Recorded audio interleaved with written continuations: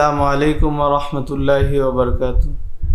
মুহররম মাসের আশুরার দিনের বিশেষ 5টি জিকির, সবচাইতে শক্তিশালী 5টি জিকির। মুহররম মাস অত্যন্ত সম্মানিত মাস, বরকতপূর্ণ মাস।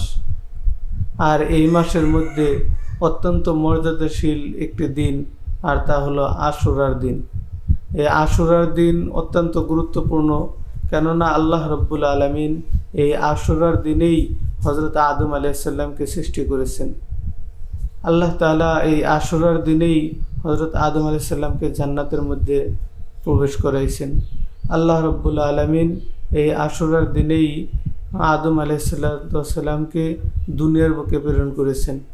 আল্লাহ রব্বুল আলামিন দুনিয়াতে হযরত আদম আলাইহিস সালামকে প্রেরণ করার পর এবং হাওয়া আলাইহিস সালামকে প্রেরণ করার পর তারা দীর্ঘদিন কান্নাকাটি করার পর আল্লাহ তাআলা যখন তাদেরকে মিলিত করছেন, এই আশুরার দিনই তাদের সাক্ষাৎ হয়েছে। তো এরকমভাবে আশুরার দিন অত্যন্ত গুরুত্বপূর্ণ দিন। আল্লাহ রব্বুল আলামিন এই আশুরার দিনেই হযরত মূসা আলাইহিস সালামকে ফেরাউনের কবল থেকে মুক্তিদান করেছেন। আল্লাহ রব্বুল আলামিন এই আশুরার দিনেই হযরত ইউনূস আলাইহিস সালামকে মাছের পেট থেকে মুক্তিদান করেছেন। আল্লাহ রব্বুল আলামিন এই আশুরার দিনেই হযরত হাসান হুসেন রাদিয়াল্লাহু তাআলা আনহুর মর্যাদাকে বৃদ্ধি করেছেন। আল্লাহ রব্বুল আলামিন আশুরার অনেক ফজিলত রাখছেন। তো সর্বোপরি কথা হলো, আল্লাহ রব্বুল আলামিন তার পবিত্র কালামে পাকের মধ্যে ইরশাদ করেন, ইন্না আদ্দাতাল, আল্লাহ তাআলার কাছে গণনার দিক দিয়ে মাস হলো 12টি, আর তার মধ্যে হলো 4টি মাস সম্মানিত। আর সেই 4টি মাস হলো মুহররম, রজব, জিলকদ, জিলহজ। তো এই 4টি মাস সম্মানিত মাস, হারাম মাস। এই 4টি মাসের মধ্যে যুদ্ধ, বিগ্রহ, কলহ, পরস্পরের দ্বন্দ্ব সব কিছুকে হারাম করে দিয়েছেন। তো এই জন্য এই মাস অত্যন্ত ফজিলতপূর্ণ, গুরুত্বপূর্ণ। আর এই মাসের মধ্যে আশুরা সবচেয়ে গুরুত্বপূর্ণ। সম্মানিত দর্শক শ্রোতা, তো এই আশুরার দিন সম্পর্কে হাদিসের মধ্যে আসছে, ইন্না, আল্লাহ তাআলার নিকট সবচাইতে রমজানের পর সবচাইতে গুরুত্বপূর্ণ ফজিলতপূর্ণ রোজা হলো মুহররম মাসের রোজা। এই জন্য নবী করিম সাল্লাল্লাহু আলাইহি ওয়াসাল্লাম বলছেন যে তোমরা আশুরার রোজা রাখো, তবে মুশরিক ইহুদিদের খেলাফ করো। তারা যেহেতু একটি রোজা রাখতো, তোমরা 2টি রোজা রাখবে। এই জন্য আমরা যারা পারি মুহররম মাসের 9 তারিখ এবং 10 তারিখ 2টি রোজা রাখবো, অথবা 10 তারিখ এবং 11 তারিখ এই 2টি রোজা কমপক্ষে রাখবো। তাছাড়া মুহররম মাস এমন একটি মাস, যেই মাসে নবী করিম সাল্লাল্লাহু আলাইহি ওয়াসাল্লাম প্রতি সপ্তাহের সোমবার এবং বৃহস্পতিবার দিন রোজা রাখতেন, এবং আইয়ামে বীজ তথা 13, 14, 15 এই 3 তারিখ 3টে রোজা রাখতেন, এবং মুহররম উপলক্ষে রোজা রাখতেন। তো এত গুরুত্বপূর্ণ একটি মাস। তো এই মাসের মধ্যে এমন বিশেষ 5টি জিকির আছে, যেই জিকিরগুলো করলে আল্লাহ রব্বুল আলামিন আপনার জিন্দেগির সমস্ত গুনাহ মাফ করে দিবেন। আল্লাহ তাআলা ধন দৌলতে বরকত দান করবেন, দুনিয়া এবং আখিরাতে কামিয়াবি দান করবেন। তো আমি সর্বপ্রথম যে জিকিরের কথা বলবো, সেটা হলো আপনারা খুব গভীর মনোযোগ সহকারে পড়বেন, লা ইলাহা ইল্লাল্লাহ। লা ইলাহা ইল্লাল্লাহর জিকিরটি আপনারা 100 বার পাঠ করবেন, এবং পরিশেষে লা ইলাহা ইল্লাল্লাহু মুহাম্মাদুর রাসূলুল্লাহ এই কালিমা দিয়ে শেষ করবেন।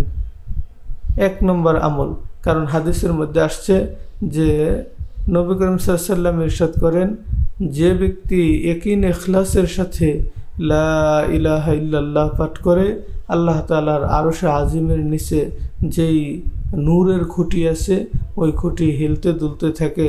আল্লাহ রব্বুল আলামিন বলেন যে, হে নূরের খুঁটি, তুমি কি জন্য হিলতে দুলতেছ? তুমি স্থির হয়ে যাও। আর নূরের খুঁটি আল্লাহকে জবাব করে যে, আল্লাহ, দুনিয়াতে আপনার বান্দাবান্দি লা ইলাহা ইল্লাল্লাহর জিকির করছে, অথচ তার জিন্দেগির গুনাহগুলো ক্ষমা করে দেওয়া হয় নাই, তাহলে আমি কিভাবে স্থির হইতে পারি? আল্লাহ তাআলা বলেন যে, নূরের খুঁটি, আমি আমার বান্দাবান্দির জীবনে গুনাহ মাফ করে দিলাম, তুমি স্থির হয়ে যাও। এছাড়াও হাদিসের মধ্যে আসছে, যে ব্যক্তি লা ইলাহা ইল্লাল্লাহ পাঠ করে মৃত্যুবরণ করবে, আল্লাহ রাব্বুল আলামিন তাকে জান্নাত দান করবে, জাহান্নাম থেকে মুক্তি দিবেন। তাছাড়াও আল্লাহ তাআলার কাছে দুনিয়ার মধ্যে যত জিকির আছে তার মধ্যে সবচাইতে গুরুত্বপূর্ণ এবং মাহাত্ম্যপূর্ণ জিকির হলো এই লা ইলাহা ইল্লাল্লাহর জিকির। তো 1 নম্বরে আমরা এই লা ইলাহা ইল্লাল্লাহর জিকিরটি বেশি বেশি করব। 2 নম্বর যে আমলটি আমরা করব সেটা হলো আমরা ইস্তেগফার বেশি বেশি করব। দৈনিক 100 বার ইস্তেগফার করব। আস্তাগফিরুল্লাহ আস্তাগফিরুল্লাহ আস্তাগফিরুল্লাহ আস্তাগফিরুল্লাহ। এভাবে আমরা এই আশুরার দিন মুহররম মাস উপলক্ষে বেশি বেশি ইস্তেগফার করব। 3 নম্বর আমরা যে আমলটি করব সেটা হলো রাসূলুল্লাহ সাল্লাল্লাহু আলাইহি সাল্লামের উপর দরুদ পাঠ করব। কারণ নবী সাল্লাল্লাহু আলাইহি সাল্লামের উপর দরুদ পাঠ করা অনেক গুরুত্বপূর্ণ এবং ফজিলতপূর্ণ একটি আমল। নবী করিম সাল্লাল্লাহু আলাইহি সাল্লাম ইরশাদ করেন, যে ব্যক্তি আমার উপরে একবার দরুদ পাঠ করবে আল্লাহ তাআলা তার উপর 10টি রহমত নাজিল করেন, 10টি গুনাহ মাফ করেন এবং জান্নাতের মধ্যে 10টি মর্যাদা তার বৃদ্ধি করেন। তো এই জন্য আমরা এই দরুদের আমল বেশি করব। যদি আমাদের সময় থাকে তাহলে আমরা বড় বড় দরুদ পড়ব, আর যদি আমরা কাজে ব্যস্ত থাকি তো সবচেয়ে ছোট্ট দরুদ হিসেবে আমরা জানি সাল্লাল্লাহু আলাইহি ওয়াসাল্লাম সাল্লাল্লাহু আলাইহি ওয়াসাল্লাম সাল্লাল্লাহু আলাইহি ওয়াসাল্লাম। এই দরুদটি আমরা পড়তে থাকব। আর 4 নম্বর বিশেষ যে জিকির, সেই জিকির হলো হাদিসে পাকের মধ্যে আসছে, নবী করিম সাল্লাল্লাহু আলাইহি ওয়াসাল্লাম ইরশাদ করেন, আল্লাহ তাআলার কাছে এমন প্রিয় 2টি কালেমা আছে যেই কালেমা 2টি জবানে উচ্চারণ করা খুবই সহজ কিন্তু মিজানের পাল্লায় অনেক ভারী। সেই জিকিরটি হলো সুবহানাল্লাহি ওয়া বিহামদিহি সুবহানাল্লাহিল আযীম। তো এই জিকিরটা আমরা বেশি বেশি পাঠ করব। সুবহানাল্লাহি ওয়া বিহামদিহি সুবহানাল্লাহিল আযীম সুবহানাল্লাহি ওয়া বিহামদিহি সুবহানাল্লাহিল আযীম।